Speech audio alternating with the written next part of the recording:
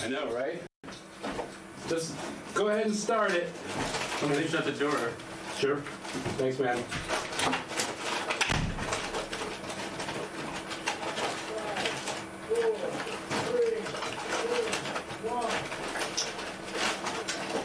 Woo-woo! Yeah!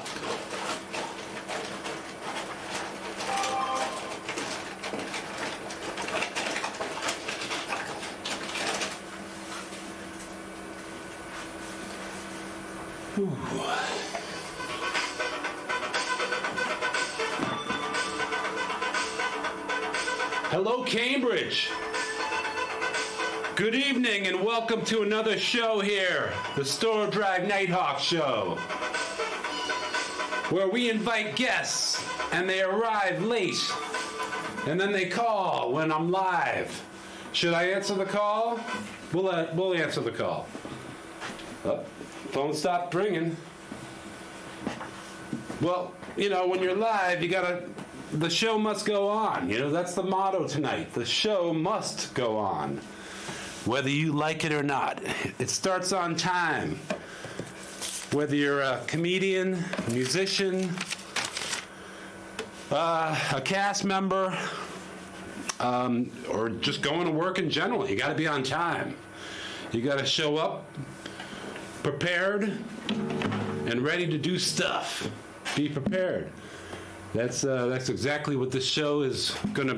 That's the moral of tonight's show.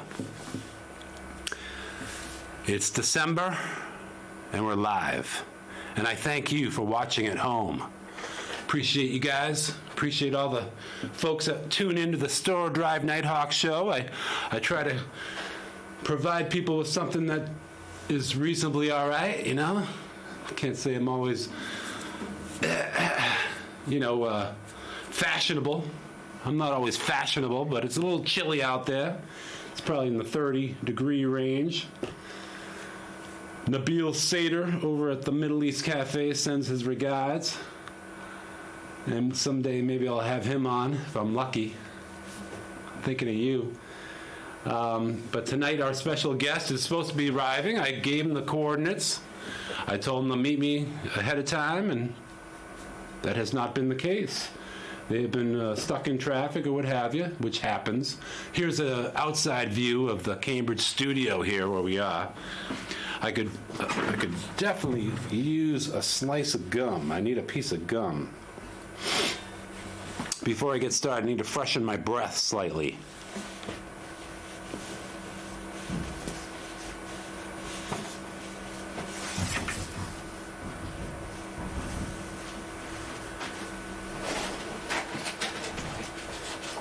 And you never know.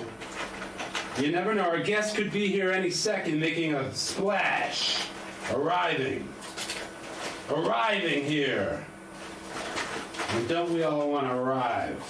Oh, here we go. I found my breath mints. The gum I like to chew.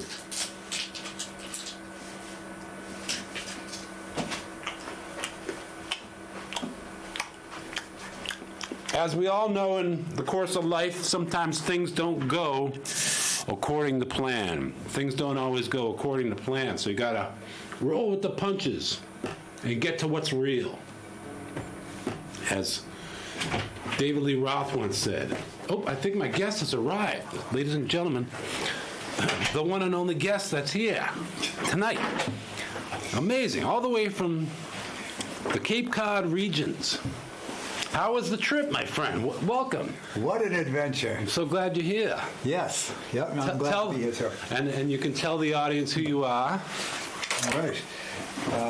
My name's Greg Feldman, and I'm a boat builder down in Wareham, Massachusetts. There you go. See? This could be a fictionalized account. You never know. No, it's not. You're getting the real deal. Nice. Yes. Thanks for coming, man. Oh, it's great to be here. Yeah, you look good. Yeah, I feel good. Yeah, see, that's the audience. I'm supposed to look that way. Well, I'm just saying. Yeah, you're the man. Yeah. I express gratitude and thanks to you. For making the magic happen. Yeah. Yeah, and you look good. Wow, it's just been a great day. Has it? You were working already today. Oh, yeah, I was on the roof of a house. Oh, the microphone, by the way, is right near, see that little thing? So Yeah. yep. You're working on a house. For just a small part of the day, mostly boats today.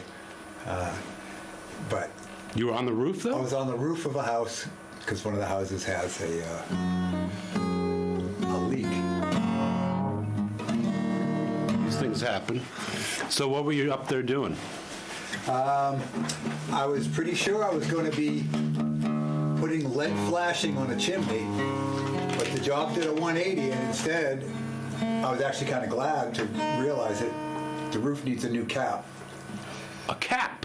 Yeah, so when you have shingles on the roof, when they come up to the very top, on the very last shingle, the system of shingling up doesn't work anymore.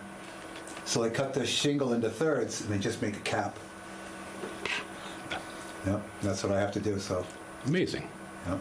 Nice. Yeah. Nice. Well, welcome to the Storrow Drive Nighthawk show. As you can see, we got the fancy banner. Yeah. Dr. Bruce banner. Sometimes it turns into the Hulk. Arr, arr, if you're not good. Is this your brother's hat? Does this have anything to do? I brought that hat in case you needed it.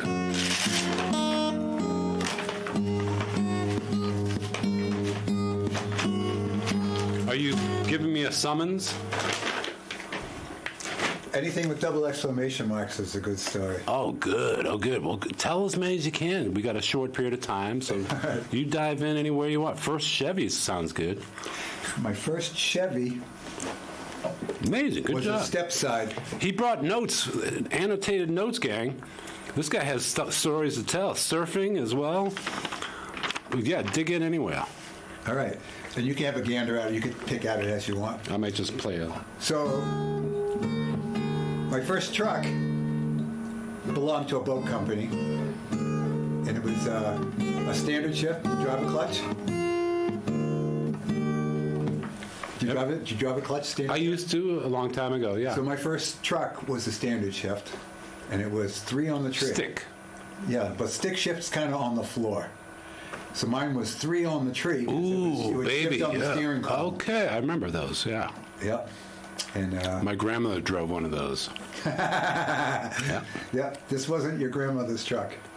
So Chevy truck, this was your first truck. Right, and now I've had countless Chevy trucks. I still don't even know right now exactly. I could count them up. I have a half dozen running, driving Chevy trucks right now. Speak in the mic, though. I need a mic on my shirt. That's true. Now, the first Chevy, though, what color was it? Was it a... It was a hunter green, and it was very pretty, and it stood up tall. But it was only 2-wheel drive, but it was a heavy-duty 3/4 ton truck. And my best memory of that truck, other than towing every boat you can imagine and all my tools, was one time we had 3 feet of snow. And I put chains on the back of the truck, and it just wouldn't be stopped. That was my first Chevy truck. What happened to you in that truck? Did you have any good times with any ladies? Well, I didn't have the truck very long. I didn't know much about mechanics back then, and I was pretty firmly of the conviction that the internal combustion engine was the worst thing to happen to mankind. I was a kid. I was very slow. My first internal combustion engine was a motorcycle. Ooh, a motorcycle? I used to ride a motorcycle. What did you ride? A Honda Nighthawk. Wow, I wasn't too far off. Part of the inspiration. Wow. Yeah, Honda Nighthawk. So my first motorcycle was a CB 500T. So it was a 500cc, which wasn't too far off from your Nighthawk. Yeah. But the 500 was a little bit of a heavy bike, and the twin was side by side. So it was sort of like what the 4-cylinder bikes were doing, but only 2 cylinders. Usually, you think of a 2-cylinder, it'd be like a V-twin. This was not. It was just a straight twin. Was it a Honda or a Kawasaki? or- Honda CB 500T. How about that? We both, our first bikes were Hondas. Well, Honda's really kind of brought the motorcycles. Yeah. And you know those Harley drivers, right? Those Harley drivers like to make fun of the Hondas. Not like they like to make fun of the scooters. Oh? You know, Make sure you tell the mic, because I want to hear every word. The audience out there, yeah. Can I hold the mic like Sure. CB 155, 155. Got a Honey Bravo over here. 1 2 1 2. Break 19. Break 19. I use a VHF radio as part of my job. Nice. 2 days a week. I had a flat tire on the Mass Pike yesterday. Had to sit in a tow truck, and I loved hearing all the CB stuff. You know. Yeah, the CB is a little different than the VHF. VHF's very high frequency. They use that on both. And the CB's for the truck. So your first motorcycle. Tell us what you. My first motorcycle, I killed it in New Orleans. I rode it from here to New Orleans. Ooh, Massachusetts all the way to New Orleans. It was my first registered vehicle.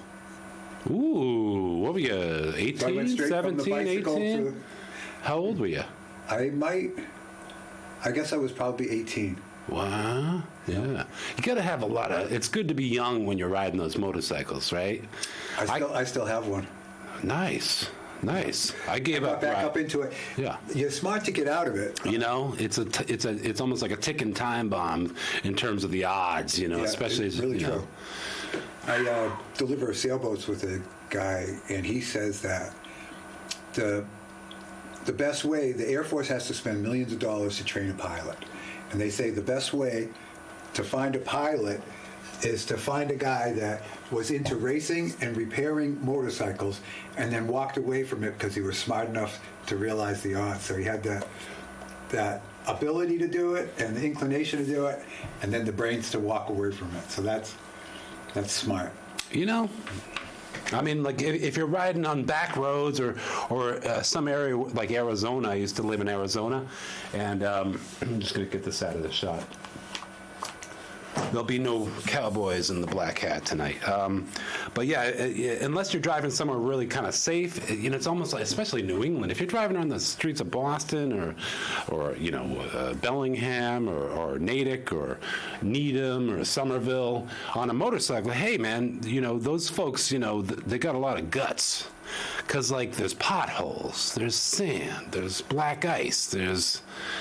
You know, then there's people that pull out in front of you. I scraped a peg once on a motorcycle, and I was like, fuck this shit, man. Yeah. You know, so... I had a scooter shop for a little while. Scooters? Selling the little scooters. Tell the audience. I sold 300 of them. Wow. What was I was it? like an accidental scooter owner. Greg Feldman, giving the details. So if you want to talk about getting no respect on the road, that's the scooter for you. The Harley guys never wait. But the girls on the back do. Yeah. Scooter life.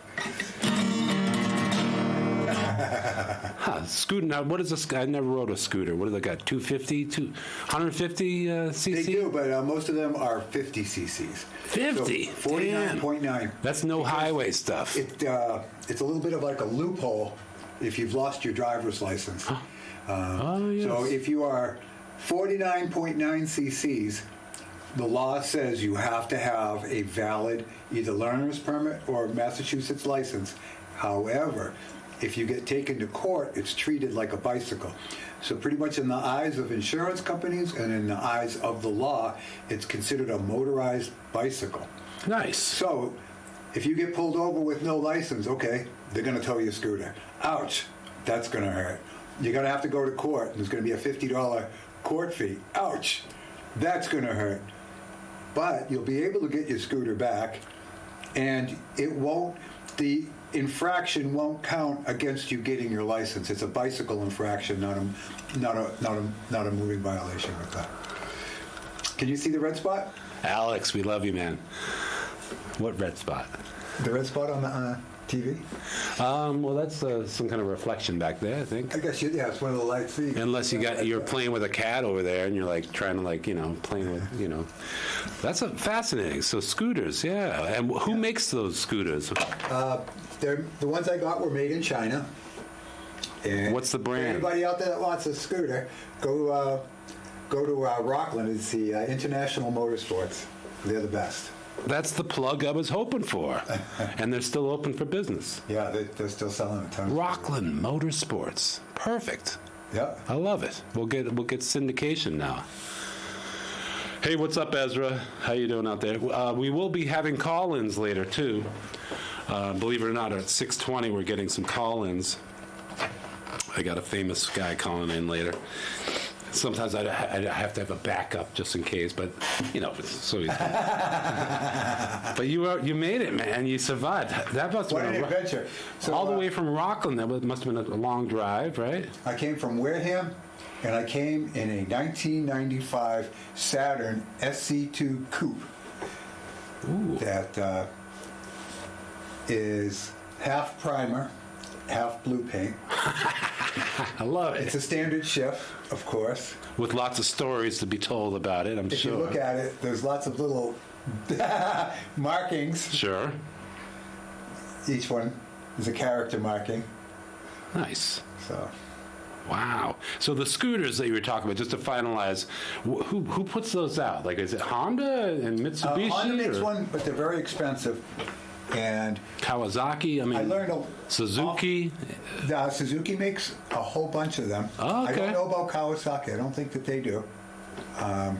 But Suzuki and Honda do. And Yeah. the biggest players are actually the Taiwanese and the South Koreans. But They especially make the great Taiwan- motorcycles and scooters.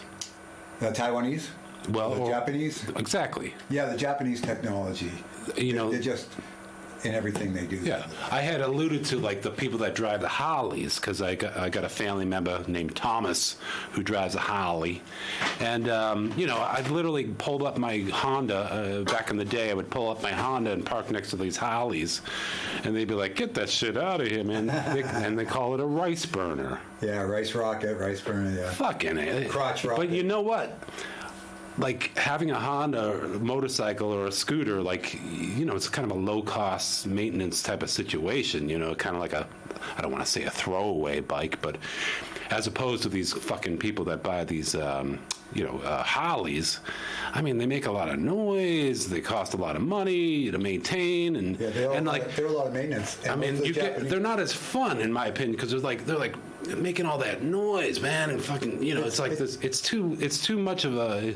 There's too much going on with those, I think. It's a different experience. My brother drives one, which I don't, and he's like, you want to, he offered me to drive it, and I'm like, no, that's not as fun as I'd rather drive a scooter or a. Yeah, I think if he rented one and you guys went out together with two bikes, I think you'd see the whole experience in a different way. Yeah. Well, I've been on the back of the Harley that he rides, going over the Coronado Bridge, and I was scared to death. Yeah, that's not as good as having your own machine and riding with your brother. You'd feel a lot safer. Being on the back is horrible. Yeah. For both parties. Well, even it wrecks his ride and it wrecks your ride. Yeah. Well, like you said, it's kind of smart too to kind of decide when it's time not to ride so much. And even my brother has kind of scaled down his riding these days. Because we want to stay safe. And one thing we also have to do. I suffer from a sciatica. And I think a lot of that is as a result of having to pick up these motorcycles when they're on their side. Huh. Have you done that much? Yes, I have, but I mean, not a lot of fun when that It's happens. happened. And sometimes you just pick it up and you're just like, the adrenaline's rushing. You pick up a bike that you didn't even realize you could pick up. That's been a long time. So I laid my bike down twice, and within really within 30 days. I was 20 years old, and I was riding through the cranberry bogs on Nice. Cape Cod, Uh-huh. and it was like a perfect September day. And I'm going through the S turn, and there was just a tiny little wisp of sand. Wisp. And?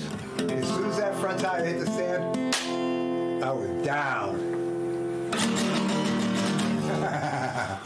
So every single one of those scooters I sold, every single one of those 300 scooters I sold, I told each person, you have to protect your front tire. There were two lessons that they had, because you have to stay safe and have fun. And The first rule was to keep your eyes peeled for good pavement. You go along with that? Keep them peeled for what? Keep your eyes peeled for good pavement, Sure. because you have to protect your front tire. You know, your back tire, if your back tire slides out, you don't care. You don't care if your back tire even passes you. But if your front tire goes out, you're down. You're instantly So down. keep the weight, you keep your body weight toward the front of the bike. Well, you have to protect, you have to only drive the pavement you can see.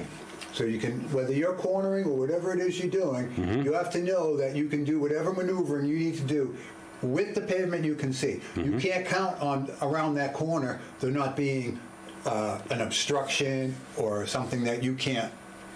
This is the best conversation I've had in a while. We're getting a call though, so I'm going to go ahead and pick up here. All right. Hello, are you there? Hello, this is Mr. Casper. Yes, I think someone's there. Yes, so I would like line to one. speak to Mr. Joe Titor. Is he available? yes, it's my notorious nemesis. Yes, yes. I like a man. Unfortunately, it's not coming through the mic over there, so we're just going to hang up. Thanks for calling, though, Converse. You're the man. You're the man. Sidney Greenstreet. Badass. So motorcycles, that was an amazing little. Any other tips for the riders out there that do keep on riding? You have to, so the second rule is, Make sure you tell the mic. the second rule is you have to drive like every other driver is trying to kill you. That means you always have a plan of how you're going to escape when they try to kill you. You got to Because assume. that's how you have to drive. You got to assume the car in front of you is going to all of a sudden cut into your lane. Whatever it is anybody can do to kill you, you have to assume they're all trying to kill you. Yeah. And then You see that flashing light? Yes, I do. That means that this douchebag friend of mine's calling back. God bless him. Love this guy. But How do you know that's unfortunately, him? You got an alarm just for him? no. I just figure unless it's one of the horny housewives here in Cambridge, and we love you by the way, Barbara. Text me. So yeah, the motorcycles. I love it. There was one other tip I think we had to mention about the motorcycles. I remember riding down the Mass Pike. Actually, I was heading to Swansea, and I ran over like a dead carcass. Ooh. I know. I felt like the bones of the animal were right underneath my wheels, and it was pouring rain outside. Oh. Wow. And when it's raining, you ever had to pull your bike underneath like a bridge area? You know. The worst trip I ever took was on the motorcycle and in the rain. It was a little bit like Storrow Drive, only it was New York City. It was the Merritt Parkway. Okay. And I was riding to New Orleans, and it was raining. And have you ever been on the Merritt? Have you ever been on the Merritt? I sure have, and I've ridden to New York before. So, you know, it's very much like Storrow In my Drive. prime, years ago in my prime. Yeah. With the twists and the turns And the twists and the turns. And there were tolls back then. There were pay tolls everywhere. And the road itself was made of concrete with pebbles, that old-fashioned cement road so you go clunk, clunk, clunk, clunk, clunk over every little. Oh, right. It wasn't asphalt where they rolled the whole thing at once like it is now. Yeah. It was cement pieces that were like, 12 by 12 feet. Oh. And when they'd have the road under construction and they'd have these jagged little edges that you'd drive, all of a sudden you're like sending vibrations like through the whole fucking bike, sometimes for a mile or two on end. yeah. So Right. when they'd have the toll booths, and back then almost all the cars leaked oil. So they'd stop and pay their toll in cash. There was no ATMs back then. Uh-huh. And they'd drip oil right in the middle of the lane where the toll was. So I'd be coming through, and what made it so scary is it's bumper-to-bumper traffic going maybe 45, 50 miles an hour. And these guys are trying to hit me from behind to speed me up. So I'm trying to avoid the bumper in front of me, not get hit from the guy behind. When it comes to the toll booth, I could never stop. Every time I went to go to try to pay a toll, I slid right through it because it was just oil on the cement. But don't you go slow through the tolls? There's nothing you could do. You could not stop. It was all an oil slick. You have your feet down, brakes on, and you're just sliding right through the toll. Because the cars could stop because the oil wasn't where they were driving. I remember hitting sand patches, and one time I went right over the front. Early on in my biking career. You know what? That happened to me one time when I was living down on the Cape, and I was going through a grassy field. And when I go through the gate, somebody put the chain across the gate. Oh, and I didn't see it because the grass was taller than the grass was higher than my bike.